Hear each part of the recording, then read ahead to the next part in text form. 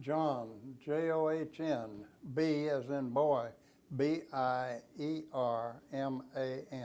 Bierman. Yes, It's not Bierman, right?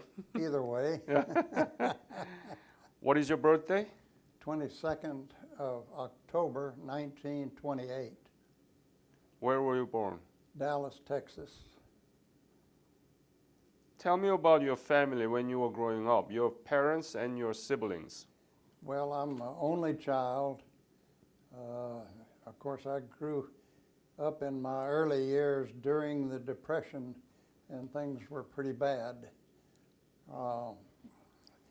During the war, I was only a teenager, so I could not enlist, and I was in the Boy Scouts of America, which at that time we collected aluminum and all kinds of scrap and bacon fat and so forth to give and contribute to the war effort.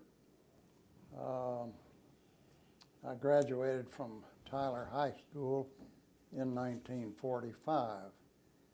They had 11 grades at that time. So tell me, it's the era of Great Depression, and your parents were not farming, right? Oh no, So it must have been very difficult. it was. I can remember going to bed when I was about 5 years old, and my supper would be one piece of bread with warm milk poured over it, and that was my supper. And I had one pair of knicker pants, which my mother had to wash every day because I was sort of ready to get in a mud hole on the way home from school. I walked to school, of course. Of course, I was young, and it didn't really affect me very much, except I knew the times were hard. Mm. So what did you do after high school graduation? I attended New Mexico Military Institute in Roswell, New Mexico. New Mexico what? Military Institute. And I was graduated in 1947 with a pre-engineering degree. It was high school and 2-year junior college, and I attended junior college there. Were you able to pay it? My father was by then, yes. Good. Things got better in the late 30s, and by the 40s, they were even able to buy a house. So tell me about what did you learn from this New Mexico Military Institute? What do they teach? Well, regular curriculum. I took pre-engineering, so I took calculus and chemistry and physics, and of course English and literature and math of various kinds. But then why do you call it Military Institute? Because it was a military school. Everybody there was in the Corps of Cadets, and we wore uniforms all the time. And I graduated in 1947. Any military drill that you received there? Yes, What kind?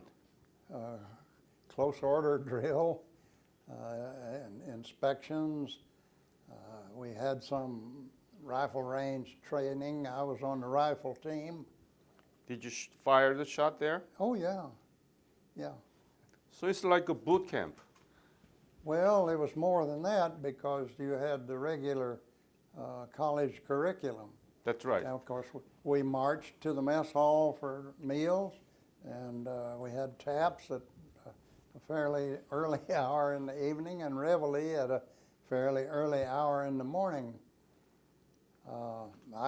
They had a drill competition at commencement, and I happened to be selected from my company to participate, and I happened to come out the winner of the drill down competition, which was manual of arms, close order drill type things. So then after 1947, what did you do? Well, in 1946, my mother wrote to me. We lived in Tyler, Texas.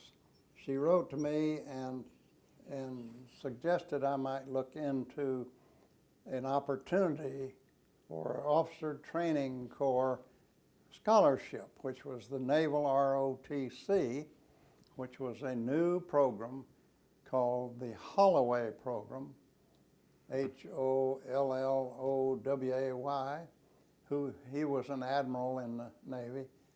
And the program was that if you took the exam and you passed the physical and passed your interviews and were selected, they would send you, the Navy would send you to one of 52 colleges and universities in the nation, and they gave you 3 choices, and I made 3 choices, and they sent me to the University of Oklahoma. So I started there in the fall of 1947. And what did you study? Chemical engineering. And of course we took Navy courses, naval science what it was called. And I was graduated in January of 1951 and commissioned an ensign in the United States Navy. Ensign's the lowest officer rank. So you become an officer? Yes. Second lieutenant? No, ensign. Which Ensign, is, yeah. in the Navy, Yeah, right, it's right, ensign. right. In Yes. the Army or Marine Corps, it's second, Second lieutenant, yeah. Yes. How do you spell it? Ensign? ENSIGN.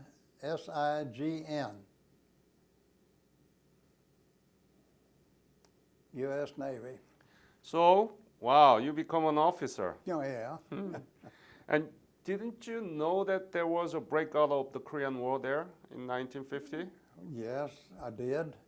And as a matter of fact, in July of 1950, my summer training for the Navy comprised an expedition which was called COMBAREX, which was a resupply expedition to Point Barrow, Alaska. Ships could only get into that area for a few weeks out of the year before the polar ice closed in and it was shut down. So I was on a tanker, the Ashtabula, and we carried diesel fuel to Point Barrow for their use. And we steamed independently, and it was sort of funny because going between Siberia and the U.S., we go by the Diomede Islands, Little Diomede and Big Diomede. And the Diomede Islands on the port side and Alaska on the starboard side was not a very wide passage, and the captain was concerned about getting into Russian waters on one side and running aground in Alaska on the other side. But of course we made it, and we completed that mission. So after that, then at the end of the summer in 1950, I went back to school. So you knew about the Korean War Yes, I knew about it. right? Yes. And what did you think at the time? I probably didn't really think very much. Did Other than when I get commissioned, I'll probably be included in it, but I had no idea where I would go or what I would do. I'd go wherever my orders sent me. Did you know anything about Korea before? No, No? no. I knew Korea was occupied by Japan during World War II. And of course, as I said earlier, I was too young for World War II, or I probably would have enlisted for it. And as a side, I worked with some German PWs during 1944 and 45 out of Tyler, where I worked for the summer in a brickyard. So I knew that the war was going on. I used to see the newsreels all the time when I was at home. I didn't know an awful lot about the Korean War, though. So people really didn't pay any attention to Korean War, right? Well, In general. I don't know. In general, you're probably right.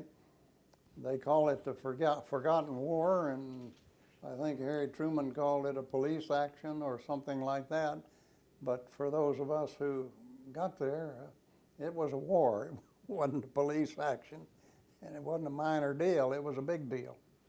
So as an ensign, you went to where to serve what? I graduated in 1951 in January. Right. And I was ordered to the Naval Amphibious School at Coronado, California. And I forget how many weeks it was. It was 4 or 6 weeks, somewhere in that neighborhood. And then I was ordered to San Francisco to catch a transport to the Far East, to Korea. I knew what ship I was going to go to at that time, which was the Winston, Winston, aka 94, which was an attack cargo ship. We carried Marines and equipment, tanks and jeeps and so forth, artillery. And you went to Japan. Yes. Where? Sasebo? Yokosuka. Yokosuka. Yes. The home port over in the Far East was Yokosuka. Remember when did you leave for Japan? When I left for Japan, Yeah. it was in either late February or early March of 1951. I don't have the exact date. I haven't looked that up. So was your mission just staying in the Japan, or you went to Korea? No, I was on the ship, Right. which was based in Yokosuka, but we were at sea a lot of the time, either training for amphibious landings or participating in fake amphibious landings, and other times we were in port, but we were at sea a good bit. What was your specialty?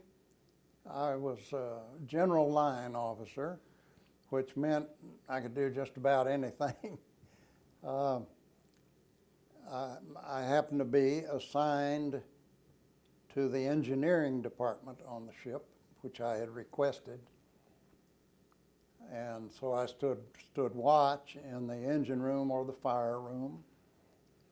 But I was also part of the landing force, which consisted of the landing craft, which carried either men or equipment and made amphibious landings.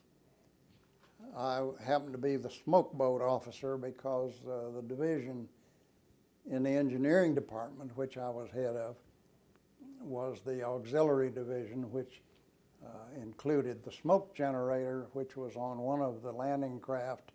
So we were usually first in the water and last out of the water during training and operations.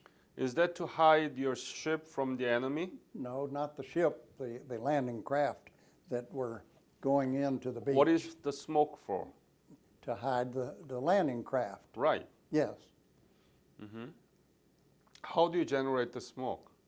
There was a diesel-fueled generator on the rear of the ship, handtail, and you started up the engine on it, and you mixed diesel fuel with water in the right proportions, and it made a heavy white cloud of smoke.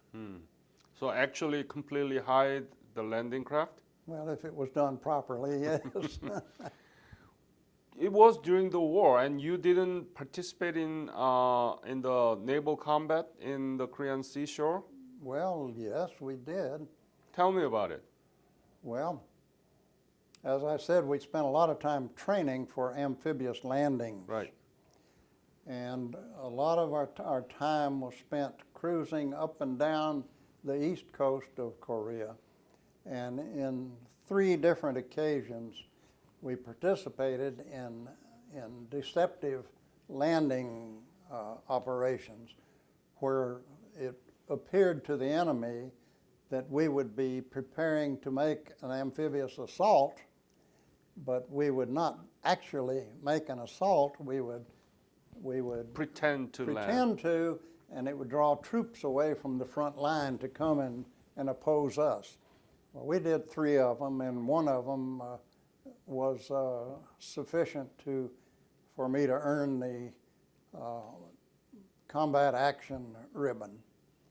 That was south of Wonsan, some miles, in I believe it was April, the last of April and 1st of May of 1951. So it was the south of Wonsan. It was south of Wonsan. We had a task force or task group which consisted of warships like battleships and cruisers and destroyers and aircraft carriers out to sea. And we also had LSMRs and other small ships, and we would come into the area where we were going to operate from, and we would go through the motions, and they were bombing and napalming and attacking the beach very heavily and bombarding it from sea. The shells would go over us on the way to the beach, and that would go on for a period of hours or days. I can't remember how long. And we would put the landing craft in the water, and we would go down the cargo net to the landing craft, and the landing craft would then go out and make their circles in preparation for going into the beach in an assault. And there was an area which was called the line of departure, and there were 2 ships at each end of that line, and the boat waves with the men and the equipment would cross that line and head to their designated area on the beach. Except for a feint, we did not really go to the beach, but no one knew until we pulled up and turned around and went back out to sea after we had done whatever we had done in preparation for landing. But in order for you to make North Koreans believe that you are actually trying to land, it has to be really close to the coastline, right? Oh, it's not far away, no. So then you've been exposed to the artillery from North Korea. They did not fire at us. Why not? I suspect they figured if they did, they would give their position away, and then the heavy artillery or the LSMR would unleash its rockets, and we didn't come under fire. That's very interesting. A lot of ships that regularly patrolled close to the beach would come under fire. Some destroyers and minesweepers. Oh yeah, a lot of minesweepers were involved also. But we fortunately did not get fired upon. How was North Korean Navy forces? Were there any? I had never saw any Navy vessels from North Korea. We were not involved with that type of operation anyhow, but I never saw a North Korean naval vessel. So you are the only one. The U.S. Navy was the only one in the ocean around Korean Peninsula. No, I should say the United Nations forces. Yeah, yeah. Because there were 17 or 20. Meaning our Navy were there, but not enemies. I didn't see any enemy. Well, I stood watches, 2 watches a day usually, down in the fire room or the engine room, to see that everything was running properly and maintained properly. And I was responsible, as I said, for the auxiliary division in the engineering department, which had all the boat engines and the smoke generator and the gyro compass and other things on the ship that were of mechanical nature, and pumps and so forth. And we were responsible for those. Well, where did you sleep? The compartment for the officer and compartment for the crew is different, right? Yes.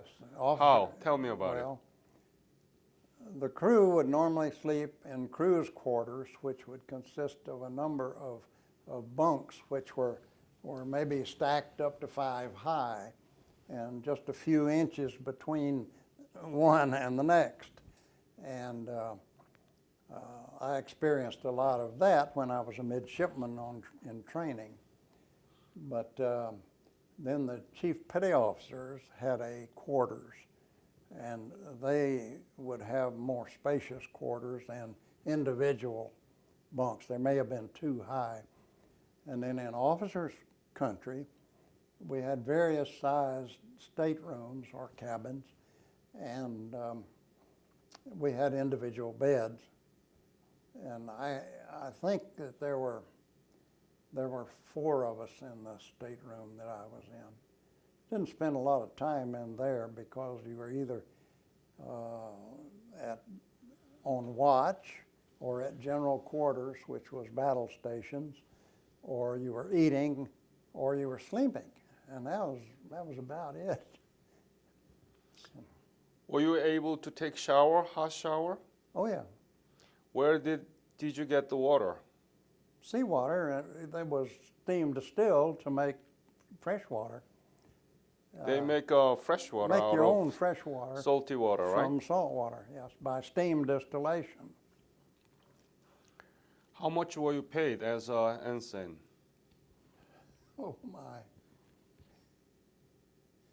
I don't remember for sure. It might have been $190 a month or something like that. What did you do with that? Saved it. You were not married, right? Not at that time, Mm-hmm. So you send money back? no. No, I just saved it. So you didn't sign up how you want to, the money You goes mean back an to. allotment to Yeah, send it back? No. right, no. I had no dependents, and my mother and father had enough to do what they did. So, and of course, as I told you earlier, I'm an only child, so I didn't have any brothers or sisters. What do you think about the Korean War and your legacy? Korea, to my knowledge, is the only country in the world which has had any interest in giving their heartfelt thanks to the United Nations military who fought the war and at least won half of the country for them, which has, of course, prospered. I've learned a lot more about Korea since I got older and wiser. I know how it looked during the war.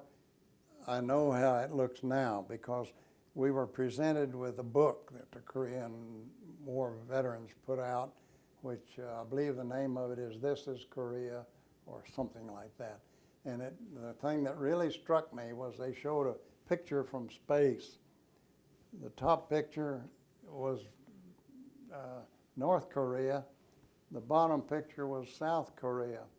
North Korea was almost black except around 1 or 2 of the big cities, and South Korea was light everywhere. Well, that tells a big story.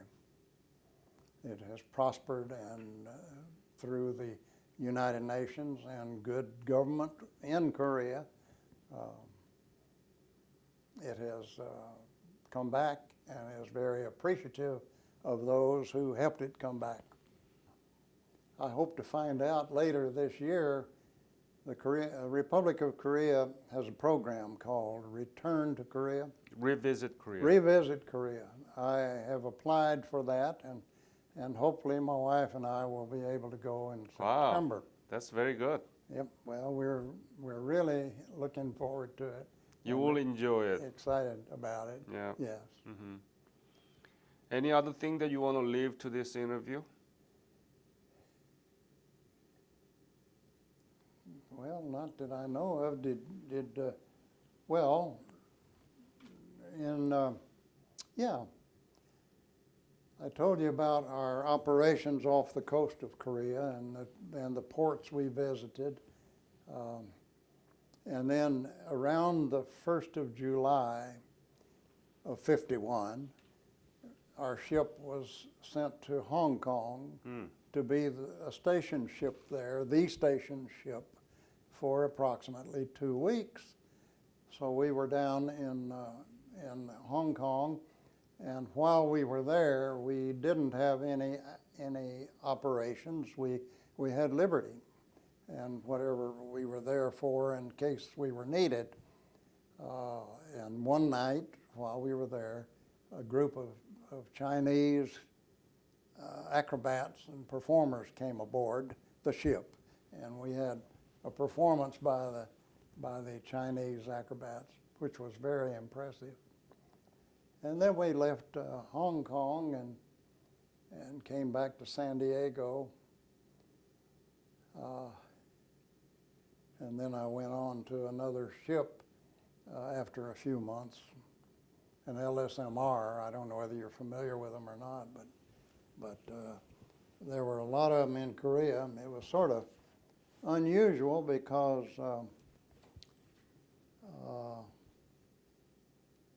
I got transferred to the East Coast to an LSMR, and an acquaintance of mine whom I met at the engineman school in Great Lakes, Illinois, was on a transport on the East Coast, and he was being transferred to an LSMR on the West Coast. And I don't know why they switched us, but there was a picture of the LSMR. Mm-hmm. It was 214 feet long and had a crew of 110, and we had 5-inch rockets, 4 mounts, which we could fire 5,000 rounds of 5-inch rockets in 20 minutes. Wow. You may have seen some of those in newsreels or something, but that's what they did to soften up the beach. And I've got those pictures here somewhere. Just a couple of them was all I have. I was released from active duty in December of 1953. Mm-hmm. And I went back to college at Georgia Institute of Technology in Atlanta and got a master's degree in chemical engineering. And I stayed in the reserve and retired after 30 years in the Navy in reserve in 1977. You got the GI Bill? Yes. Good. Oh, yeah. That's what I went to school on, yes. There's a picture of me being sworn in January 29th, 1951. That's you are You can here. probably tell which is me. Yeah. Very nice. And